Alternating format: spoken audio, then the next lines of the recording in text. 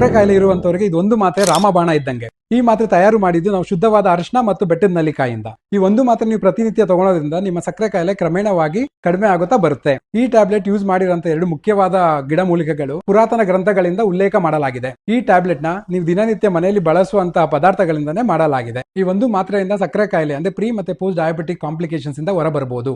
ಈ 2 ಪದಾರ್ಥಗಳನ್ನು ನಮ್ಮ ಹಿರಿಯರು ಶುಗರ್ ಕಾಯಿಲೆಯನ್ನು ಕಡಿಮೆ ಮಾಡಲಿಕ್ಕೆ ಬಳಸ್ತಾ ಇದ್ರು. ಅದನ್ನೇ ನಾವು ಇವಾಗ ಮಾಡರ್ನೈಸೇಷನ್ ಮಾಡಿ ಎಫರ್ವಿಸೆಂಟ್ ಟ್ಯಾಬ್ಲೆಟ್ ಆಗಿ ಮಾಡಿದ್ದೀವಿ.